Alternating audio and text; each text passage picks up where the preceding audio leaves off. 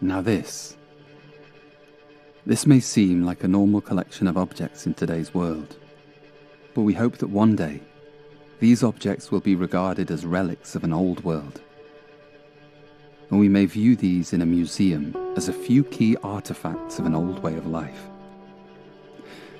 Try to imagine that you have never seen these objects before. Then, these things may look ordinary to you: plastic, paper, metal. It would be hard for you to believe that they are considered powerful, sacred even, worshipped. It would be strange to comprehend that these are the tokens of an imagined value system. That people believe that because we can hold these in our hands, that they contain tangible intrinsic value, that their value actually exists. Of course, it doesn't. In reality, it's just a collective delusion, a belief in an imaginary system as if it were real. But they are just symbols, representations of a belief, nothing more. But that belief, the myth of money, is so strong that it shapes the fate of the entire planet. Some of our rituals are bizarre.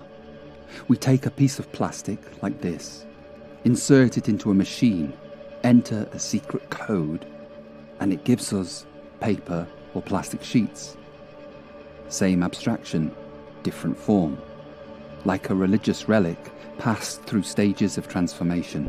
And just like any religion, it tells you who you are, your worth, your status, your place in the world. But it doesn't nourish your spirit. It doesn't feed your children. We may believe it does, but it doesn't. It doesn't heal the planet. It only feeds itself.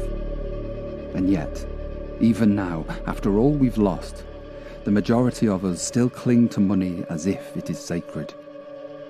This dogmatic ideology still dominates our lives.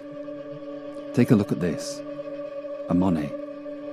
If I asked you what this is worth, we could talk about its artistic significance, its cultural impact, the emotions it stirs. But really, we know that's not what's being asked. In our current world, there is only one answer. A number. A price.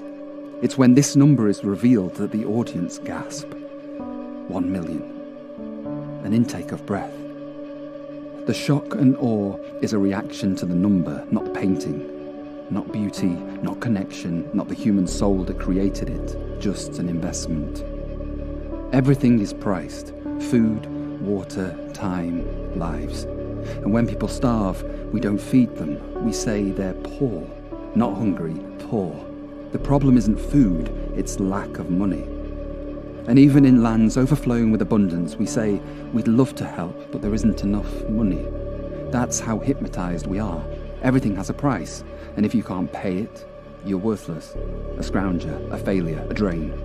It doesn't matter if you're a veteran, a carer, a refugee, an artist, a doctor. The only thing that matters is how much of this symbol of wealth you have. People die on the streets, while others hoard billions of this abstraction.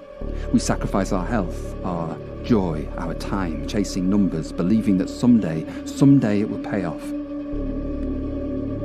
We were told it would buy us happiness, that it would buy us love, but all it bought was more yearning for a future we had been promised, and still we believe.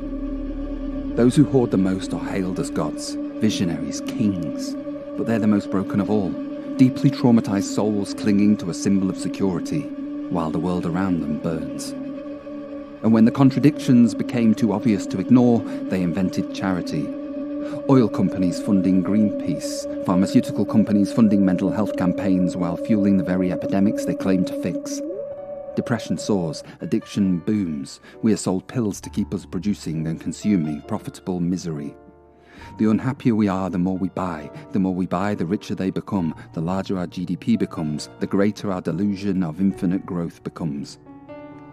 Books, courses, lectures, all promising to teach you how to become like the ultra-rich, to chase what they have.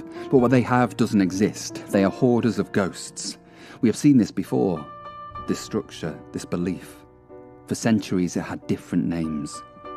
Christianity used to be the dominant ideology across Europe and much of the world.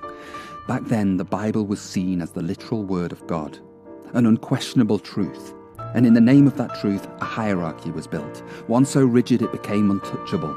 God at the top, then royalty, then the clergy, and the rest of us, we obeyed, we worshipped. We were told that questioning this divine structure was blasphemy, punishable by shame, exile, even death.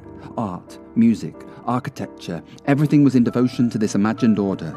The more devout you were, the higher your status, the closer to God. Cathedrals soared above cities, symbols of power, of unquestioned dominance, but eventually, the veil lifted. We saw the Bible had been rewritten, reinterpreted, translated and twisted over and over, century after century, to serve those in power. The sacred became political, faith became law, and God became a tool. And now, the power of the cathedral is gone. In its place, banks, skyscrapers of steel and glass, headquarters, stock exchanges, shopping centres. These are the new temples of our age. And the priests, no longer monks in robes, but men in suits, investment managers, CEOs, hedge fund strategists, financial analysts. Their sermons are spreadsheets. Their gospel is GDP. Their holy grail is endless growth. We don't carve angels into stone anymore. We carve profit into portfolios. These symbols of faith, cards, cash, checks, are no different than crosses, relics, rosemary beads. And just like the clergy of old, today's financial elite hold unimaginable power. They dictate policy. They decide who lives well and who suffers. They're rewarded, even when corrupt. Even when the system fails us, when it pollutes, exploits, destroys, we continue to obey. We bow to the God of the market. And when someone dares to question it, when they suggest that money itself is the delusion, what do we call them? A radical, a madman, a heretic. History is repeating itself, but the new faith doesn't even have love or forgiveness or salvation within its creed. It has profit, growth, consumption, and just like before, it's killing us. No wonder the financiers see themselves as gods, masters of the universe. They stand in temples of steel and glass, untouchable, detached from the grime of labour, disconnected from production, disconnected from people.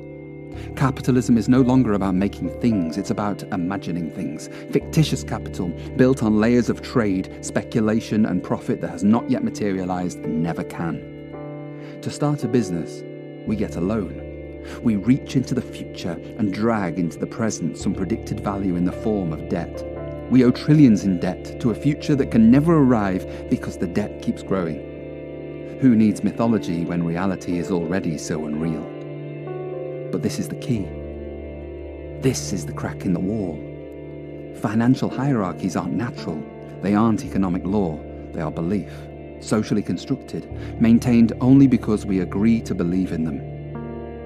Just as people once bowed to kings because they believed they were divinely chosen, we now bow to billionaires, CEOs, hedge fund managers, as if their success is evidence of their worth.